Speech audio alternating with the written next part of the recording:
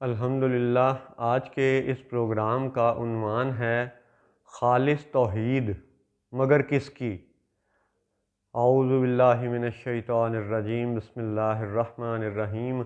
الصلاۃ والسلام علیک یا سیدی یا رسول اللہ وعلی ازواجک و اصحابک و آلک یا سیدی یا حبیب اللہ۔ الحمدللہ لاہور شہر میں آج بروز منگل 30 مئی 2023 عیسوی کا دن ہے۔ خالص توحید اور توحید، اس موضوع پر بات کرنے کے لیے ذہن میں رہے کہ اس پوری روئے زمین پر مختلف مذاہب کے ماننے والے لوگ موجود ہیں۔ ایسے بھی ہیں جو سورج کو، سانپ کو، دیگر دیوی دیوتاؤں کو پوجتے ہیں، تو ان کا اللہ کے علاوہ کسی دوسرے کو پوجنا انہیں مشرک کے زمرے میں لے جاتا ہے۔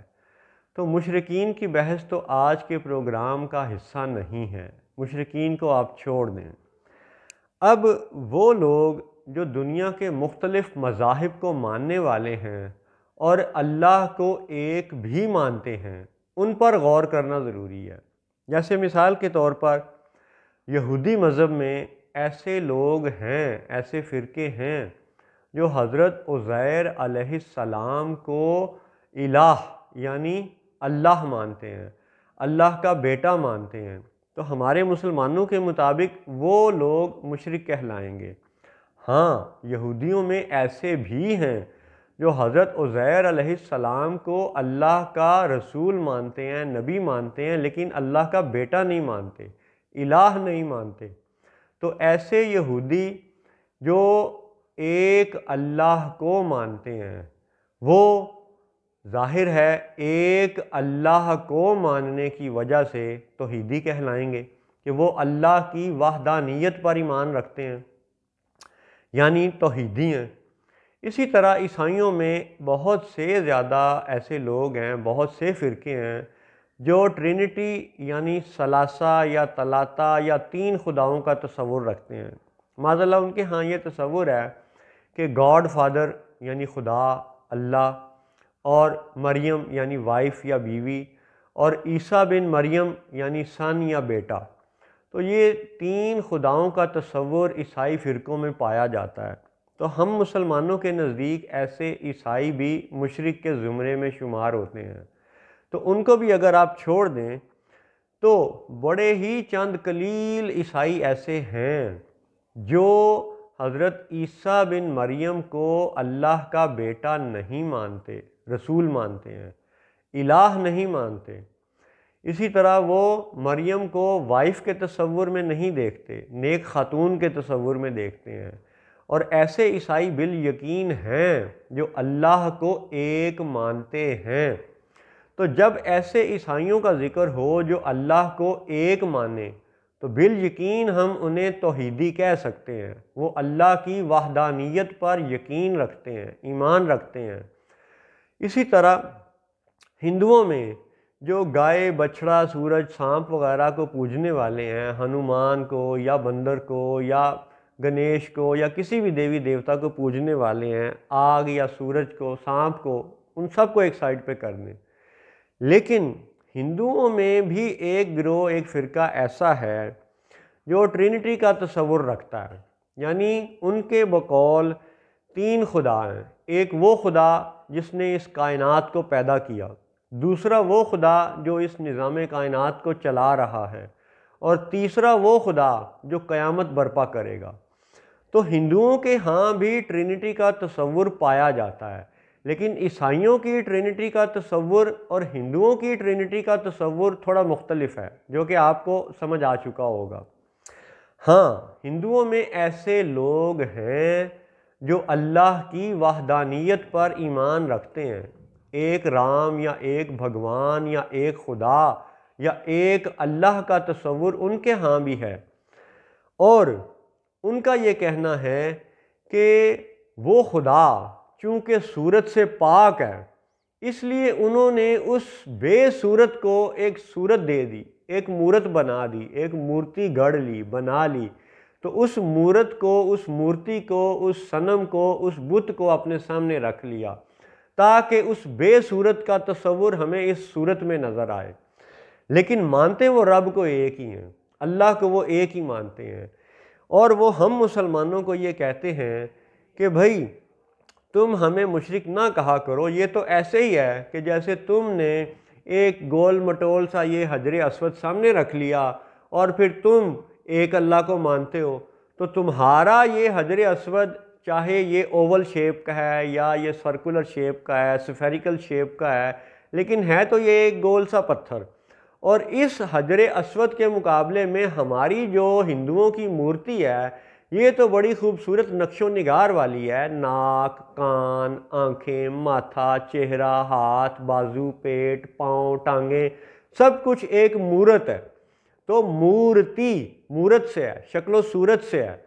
تو ان کا یہ کہنا ہے کہ آپ کے حجر اسود کے کمپیریزن میں، موازنے میں، مقابلے میں ہماری مورتی تو زیادہ خوبصورت ہے، اور تم اس گول پتھر کو سامنے رکھ کے ایک اللہ کو مانتے ہو، ہم اس مورت یعنی مورتی کو سامنے رکھ کے ایک اللہ کو مانتے ہیں، تو لہٰذا اے مسلمانوں تم ہمیں مشرک نہ کہا کرو۔ تو یہ ایسے ہندو بھی موجود ہیں، اور اگر وہ ایک اللہ کو، ایک خدا کو، ایک بھگوان کو ماننے والے ہیں تو کنسیپچولی، تصوراتی طور پر ہمیں یہ ماننا پڑے گا کہ وہ بھی ایک اللہ کو ماننے والے ہیں، یعنی توحیدی ہیں۔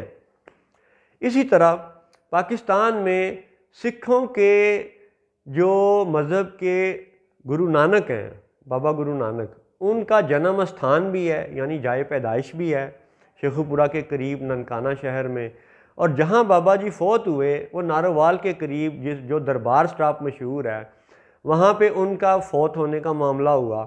تو یہ دونوں جگہیں پاکستان میں ہیں، تو آپ کسی بھی گردوارے میں چلے جائیں، وہاں پہ جو سکھ بیٹھے ہوں گے وہ بھی آپ کو یہ کہیں گے کہ بھائی مسلمانوں تم ہمیں مشرک نہ کہا کرو، ہم جو ست سری اکال کا تصور رکھتے ہیں تو یہ بھی ایک اللہ کو ماننے کا تصور ہے، ہم ایک رب کو ماننے والے ہیں۔ تو وہ سکھ بھی یہ دعویٰ کرتے ہیں کہ ہم ایک رب کو ماننے والے ہیں۔ اب اتنی گفتگو سے بتانا یہ مقصود تھا کہ دنیا بھر کے مختلف مذاہب میں، سکھوں میں، ہندوؤں میں، عیسائیوں میں، یہودیوں میں ایک اللہ کو ماننے والے موجود ہیں۔ ادھر آ جاؤ، ہم لوگ جو اپنے آپ کو مسلمان کہتے ہیں، الحمدللہ جو ہم محمد الرسول اللہ صلی اللہ علیہ وسلم کا کلمہ پڑھتے ہیں، ہم سب مسلمانوں کا بھی یہ ایمان ہے، یہ یقین ہے کہ اللہ واحد ہے، اللہ ایک ہے۔ تو اب اگر ہم بھی اللہ کو ایک مانتے ہیں اور باقی جو مذاہب ہیں، سکھ، ہندو، عیسائی، یہودی وغیرہ، وہ بھی اللہ کو ایک مانتے ہیں، تو پھر اگر وہ بھی اللہ کو ایک مانتے ہیں تو توحیدی تو وہ بھی ہوئے، اور ہم بھی اللہ کو ایک مانتے ہیں تو توحیدی ہم بھی ہوئے۔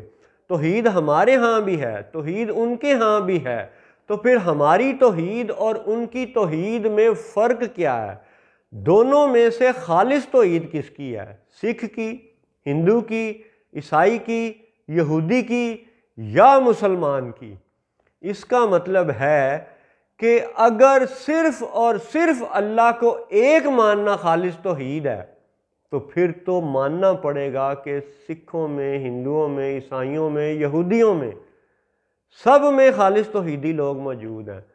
اگر اللہ کو صرف واحد ماننا خالص توحید ہے تو پھر تو وہ بھی خالص توحیدی ہیں، اور اگر ایسا نہیں ہے تو پھر میرے مسلمان دوستو، میرے مسلمان بچوں، پھر یہ بڑا اہم نقطہ ہے، قابل غور نقطہ ہے کہ اگر وہ بھی اللہ کو ایک مانیں اور ہم بھی اللہ کو ایک مانیں، اور ہم ان کی توحید کو خالص توحید نہ کہیں اور اپنی عقیدے والی توحید کو خالص توحید کہیں، تو پھر نتیجہ یہ نکلتا ہے کہ خالص توحید صرف اللہ کو واحد ماننے سے نہیں قرار پاتی۔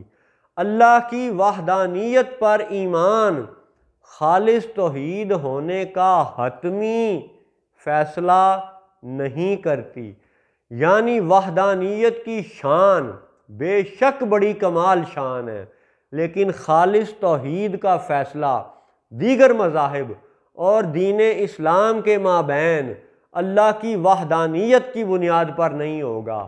یعنی خالص توحید کے لیے ہمیں کچھ اور باتوں پر بھی غور کرنا پڑے گا، اور یاد رہے کہ لا الہ الا اللہ محمد الرسول اللہ، یہ 7 الفاظ ہیں کلمہ طیبہ میں، اور ان 7 الفاظ میں کوئی ایک بھی لفظ توحید نہیں ہے، کوئی ایک بھی لفظ واحد نہیں ہے، تو پھر ہمارے کلمے میں جب لفظ واحد کا ذکر نہیں ہے اور یہ کلمہ دین اسلام میں داخل ہونے کی پہلی بنیادی شرط ہے، تو پھر اس کا مطلب ہے کہ اس شرط کے مطابق خالص توحید کے اہم پیمانے کو تلاش کرنا یہ بڑا ضروری ہے۔